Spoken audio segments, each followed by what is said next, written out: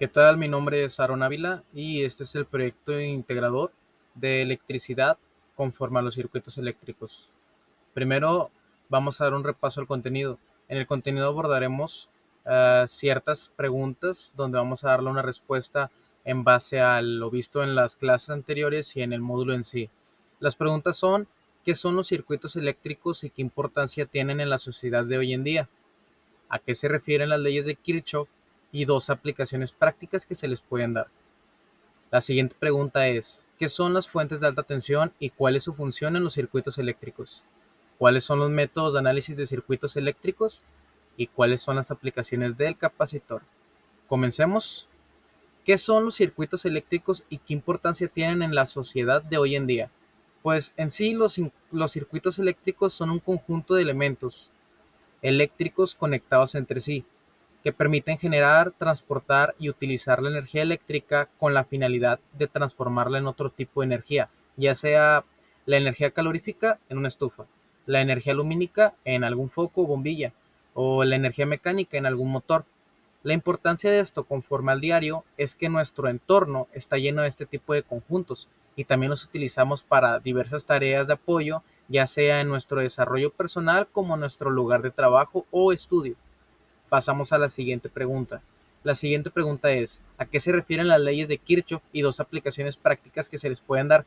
Las leyes se basan en sí en las leyes de conservación de la energía, las cuales sirven para encontrar la corriente y el voltaje en cada parte del circuito. La primera es la de corriente, que dicta que la suma de corrientes en un nodo tiene que ser igual a las corrientes que salgan de él. Y la segunda ley, que es la de tensiones, dice que en una malla o lazo cerrado, la suma de todas las caídas de tensiones es igual a la tensión total que se le suministró. Se pueden aplicar de dos maneras. Se pueden aplicar, o más bien son muy utilizadas en ingeniería eléctrica para obtener lo que son los valores de intensidad y de corriente en ramas de un circuito eléctrico y el potencial eléctrico en cada punto del circuito, o también se pueden aplicar al análisis de redes eléctricas más grandes como sistemas de distribución de energía, redes de transmisión. Estas leyes evalúan y equilibran el flujo de corriente en diferentes ramas de esta misma red. ¿Para qué? Para identificar posibles problemas de alguna sobrecarga y determinar una buena configuración para una distribución eficiente de la misma energía. ¿Qué son las fuentes de alta tensión y cuál es su función en los circuitos eléctricos? Los sistemas de alta tensión eléctrica son aquellos que emplean una energía eléctrica con una tensión eficaz, nominal superior a algún límite preestablecido. En baja tensión, el principal riesgo para nosotros como humanos y los animales es de alguna carga eléctrica o algún choque eléctrico por contacto directo. O también un conductor energizado sin aislante, ya sea un cable pelado, cosas de ese estilo. Y lo que es una fuente de poder de alto voltaje es un complejo circuito de conversión de potencia, el cual convierte un potencial de voltaje bajo en uno alto. El término alto voltaje es relativo, ya que no es cuantitativo. ¿Por qué?